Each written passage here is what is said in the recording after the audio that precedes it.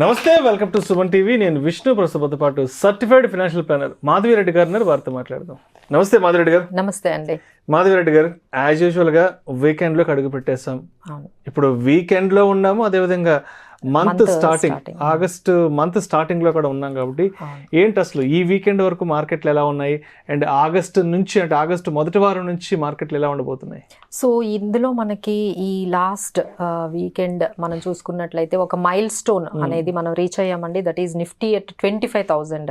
So NSC వాళ్ళు కూడా cake cut చేసుకొని సెలబ్రేట్ చేసుకున్నారు. 25,000 మైల్ స్టోన్ అనేది ఇట్స్ వెరీ, అదేంటంటే థర్డ్ ఫాస్టెస్ట్ 1000 పాయింట్స్ అని వాళ్ళు చెప్తున్నారండి. అంటే ఈ 1000 పాయింట్స్ అంటే ఏదైతే జర్నీ 24,000 నిఫ్టీ నుంచి 25,000 జర్నీ, ఆ 1000 పాయింట్స్ జర్నీ జస్ట్ అంటే 24 సెషన్స్లో కంప్లీట్ చేసింది. That is one more important point మనకి నిఫ్టీ జర్నీలో. సో అది చూసాము. బట్ ఈ రోజు అయితే మార్కెట్స్ అయితే అంత పాజిటివ్గా అయితే లేవండి. దానికి కారణం కేవలం గ్లోబల్ సిచ్యువేషన్ అనే మనం చెప్పొచ్చు. సో మనం అంటే యూఎస్లో ఎప్పుడైతే ఈ మ్యానుఫ్యాక్చరింగ్ పిఎంఐ డేటా కాంట్రాక్షన్ అనేది అవుతుంది, జాబ్ క్లెయిమ్స్ కూడా చాలా వరకు పెరిగాయి అనేది ఎప్పుడైతే డేటా వచ్చిందో ఇమీడియట్గా యూఎస్ మార్కెట్స్తో పాటు తర్వాత మనకి నెక్కి ఒక 4% అండి వాళ్ళ ఇండెక్స్ డౌన్ అయింది. అలానే స్ట్రేట్ టైమ్స్ 1%, తైవాన్ ఇండెక్స్ కూడా 3%, కాస్పీ ఇండెక్స్, ఇలా అన్ని ఇండెక్సెస్ గ్లోబల్ ఇండెక్సెస్ అన్నీ కూడా మనకి ఆల్మోస్ట్ 1% నుంచి 3% వరకు ఇండెక్సెస్ అన్నీ డౌన్ అయ్యాయండి. సో ఆ కారణంగానే ఈరోజు మనం చూస్తున్నాము. ఈరోజు ఆల్మోస్ట్ 244 పాయింట్స్ వరకు మార్కెట్ ఇప్పుడు వరకు మనం చూసుకున్న ఈ అప్డేట్ వరకు చూసుకున్నట్లయితే నిఫ్టీ 244 పాయింట్స్ ఈరోజు డౌన్ అయ్యి 24,770 దగ్గర స్ట్రగుల్ అవుతుందండి. సో ఆల్ టైమ్ హై చూసుకున్నట్లయితే మనకి 25,078 అనేది మనకి ఇంతవరకు వచ్చిన latest all time high. But now the markets are trading around ranging of 24,700 దగ్గర అయితే మనకి ట్రేడ్ అవుతూ ఉంది. సో నెక్స్ట్ మనము సపోర్ట్ లెవెల్స్ చూసుకున్నట్లయితే 24,800 అనే సపోర్ట్ లెవెల్ బ్రేక్ చేసేసామండి మనం. సో నెక్స్ట్ సపోర్ట్ లెవెల్ అయితే మనకి 24,600 అండ్ 24,400 వరకు మనకి గుడ్ సపోర్ట్ లెవెల్స్ ఉన్నాయి. అండ్ రెసిస్టెన్స్ లెవెల్స్ అయితే మనం చూస్తున్నట్లుగా 25,000 దగ్గర బాగా రెసిస్టెన్స్ అనేది మనకి కనిపించింది. సో ఇది నెక్స్ట్ రెసిస్టెన్స్ అయితే మనకి 25,200. ఈ రెసిస్టెన్స్ లెవెల్స్ దగ్గర అయితే మార్కెట్స్ అయితే బాగా కొంచెం టైం తీసుకుంటున్నట్టుగానే కనిపిస్తుందండి. అది బ్రేక్ చేయలేకపోతుంది 25,000. Let's wait and see. But the support levels అయితే మనకి 24,800 బ్రేక్ అయిన తర్వాత 24,600 అండ్ నెక్స్ట్ 24,200 దగ్గర అయితే మనకి మంచి సపోర్ట్ లెవెల్స్ నిఫ్టీకి ఉన్నాయండి. అండ్ అదేవిధంగా యుఎస్ ఫెడ్ వడ్డీ రేట్ల ప్రభావం కూడా మార్కెట్లను ఎంతవరకు టచ్ చేసిందంటే? సో యుఎస్ ఫెడ్ అంటే మనకి ఆల్రెడీ అది ఎక్స్పెక్ట్ చేస్తున్నామండి. అంటే వాళ్ళు 8th టైం ఇది అస్సలు చేంజ్ చేయకుండా మార్కెట్స్లో ఇంట్రెస్ట్ రేట్స్ తగ్గిస్తామని చెప్తున్నారు కానీ బట్ ఆల్మోస్ట్ 8th టైం ఈసారి కూడా ఫెడ్ రేట్ సెప్టెంబర్కి పోస్ట్ పోన్ చేసిందండి. సో సెప్టెంబర్లో ఎంత అంటే వీళ్ళు చెప్పేది ఏంటంటే ఇన్ఫ్లేషన్ అనేది కంట్రోల్ అవ్వట్లేదు, మాకు కాన్ఫిడెన్స్ అనేది ఈ ఇంట్రెస్ట్ రేట్స్ తగ్గించడానికి మాకు అంత కాన్ఫిడెన్స్ రావట్లేదు ఇన్ఫ్లేషన్ వల్లనే అని వాళ్ళు చెప్తున్నారండి. బట్ ఇన్ఫ్లేషన్ ఎలా ఉన్నా అది ఎకానమీ మీద ఇంపాక్ట్ చూపిస్తుంది కాబట్టి ఇంట్రెస్ట్ రేట్స్ తగ్గించే అవకాశాలే ఎక్కువగా ఉన్నాయి. సో లెట్స్ మీట్ ఇన్ సెప్టెంబర్లో అయితే ఎలా అయినా ఇంట్రెస్ట్ రేట్స్ తగ్గిస్తామని ఒక కామెంటరీ ఇచ్చేసి వాళ్ళు క్లోజ్ చేశారండి. ఫైనల్గా అయితే అది 5.2% దగ్గరే అక్కడే అన్చేంజ్డ్గా ఉంది. సో అది కూడా కొంచెం నెగిటివ్గానే మార్కెట్స్ యూఎస్లో కొంచెం తీసుకున్నట్టుగా కనిపిస్తుంది. సో ఓవరాల్గా గ్లోబల్గా అయితే నెగిటివ్గా ఉందండి. సో ఆ ఇంపాక్టే మన మార్కెట్స్లో ఈ రోజు కూడా నెగిటివ్గానే మనకి కనిపించాయి. అండ్ అదేవిధంగా మాన్సూన్స్ విషయానికి వస్తే దేశవ్యాప్తంగా విస్తారంగా వర్షాలు కురుస్తున్నాయి. మాన్సూన్ కూడా కంప్లీట్ దేశవ్యాప్తంగా కూడా విస్తరించింది.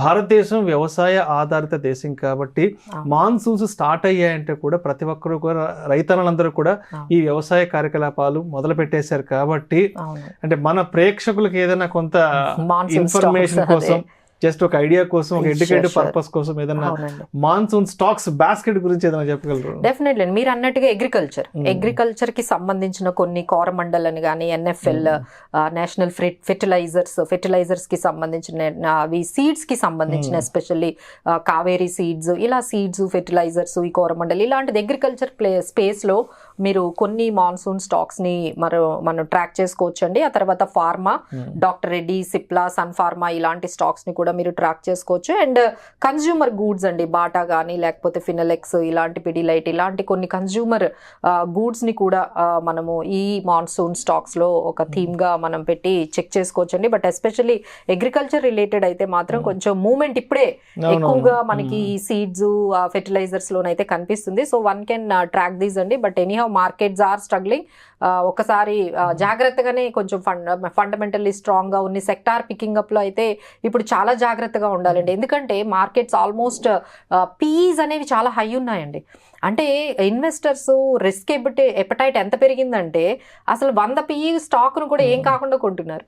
అసలు పిఈ అసలు 30 times 40 times ఉంటేనే ఆలోచించేవాళ్ళు, అమ్మో ఇది చాలా ఎక్స్పెన్సివ్ స్టాక్ అని. ఇప్పుడు అసలు 70 PE అయినా 100 PE అయినా మార్కెట్లో చాలా వరకు కొంటున్నారండి. సో ఒక్కసారి హై పిఈ ఉన్న స్టాక్స్ మీ పోర్ట్ఫోలియో ఉన్నవి ఎన్ని ఉన్నాయో ఒకసారి అయితే చెక్ చేసుకోండి.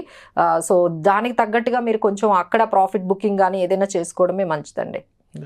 అండ్ అదేవిధంగా కార్పొరేట్ కంపెనీ రిజల్ట్స్ కూడా ఎప్పటికప్పుడు ప్రకటిస్తూనే ఉన్నారు కాబట్టి మరి కంపెనీ రిజల్ట్స్ అనేవి మార్కెట్ మీద ఏ విధంగా ప్రభావం చూపిస్తాయి? డెఫినెట్లీ అంటే కొన్ని స్టాక్స్ అబౌవ్ ఎస్టిమేట్స్ ఇస్తాయండి. సో అవి ఎలా అయినా కొంచెం అంటే Tata Motors have given excellent results. Zomato మీరు గమనించే ఉంటారు, జొమాటోలో కూడా మంచి బయింగ్ ఆపర్చునిటీస్ కనపడుతున్నాయి. అలానే Adani Ports, Sun Pharma, Godrej, Aditya Birla Capital, Great Eastern Shipping, Kalyan Jewellers. Especially మీకు గోల్డ్ తగ్గింది కదా, తగ్గగానే కొంచెం దాన్ని పాజిటివ్ గా కొంచెం కనిపిస్తుందండి.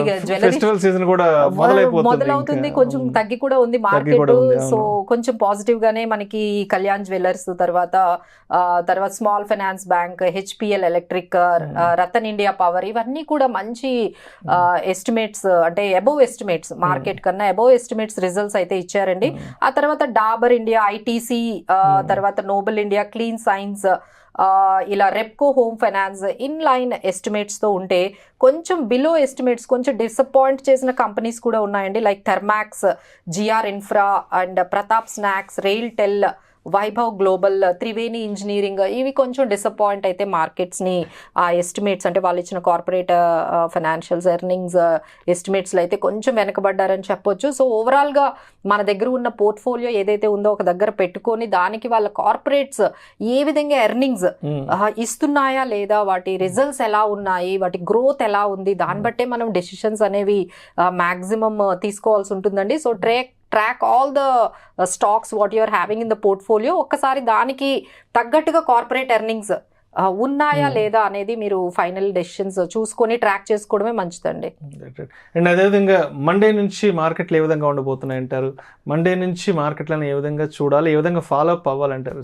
సో మండే నుంచి అదే మనం ఈ సపోర్ట్ లెవెల్స్ అయితే ఒకసారి చెక్ చేసుకోవాలండి. ఇప్పుడు అందరూ కూడా అనేది ఒక్కటే మాట ఏంటంటే బాగా హై వాల్యుయేషన్స్ మార్కెట్స్ ఒక్కసారిగా నాకు తెలిసి మన కోవిడ్ నుంచి ఇప్పటి వరకు బ్రేక్ లేకుండా ఎప్పుడు అంత కరెక్షన్స్ అయితే మనకు రాలేదండి. కోవిడ్ నుంచి ఇప్పటి వరకు అంటే ఆల్మోస్ట్ 2019 నుంచి 2024 వరకు అస్సలు కరెక్షనే మనము చూడకుండా మేబీ మధ్య మధ్యలో కొంచెం పాజ్ తీసుకున్నాయి కానీ కరెక్షన్ ఎక్కడ మనకి ఎక్కువ కనిపించలేదు. కరెక్షన్ వచ్చిన ఇమీడియట్ గా మళ్ళీ దానికి సపోర్ట్ కూడా వస్తుంది market retail. So retail participation అయితే చాలా పెరిగిందండి. సో 2024లో almost 1 lakh crore already pump అయిందండి. మ్యూచువల్ ఫండ్స్ నుంచి 2 lakh crore మార్కెట్ లో ఆల్మోస్ట్ పంప్ అయింది. సో లాట్ ఆఫ్ అంటే ఇదంతా కూడా లిక్విడిటీ డ్రివెన్ మార్కెట్ లాగానే మనకి ఓవరాల్ గా కనిపిస్తుంది. లిక్విడిటీ అనేది మార్కెట్ లో పంప్ అవుతుంది కాబట్టి మార్కెట్స్ ఈ విధంగా ఉన్నాయి.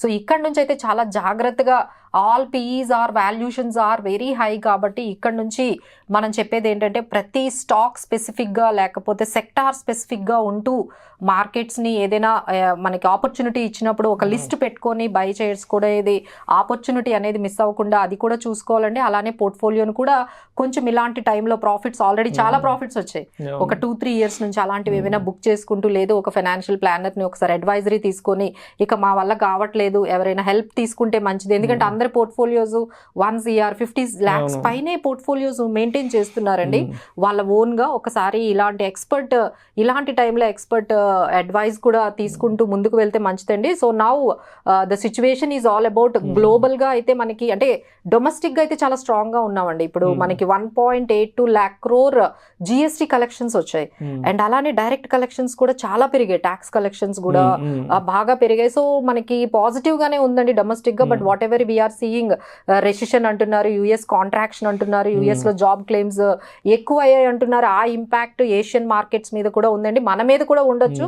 So track all the global events especially for the next 1 week. Thank you so much Madhavi Reddy గారు.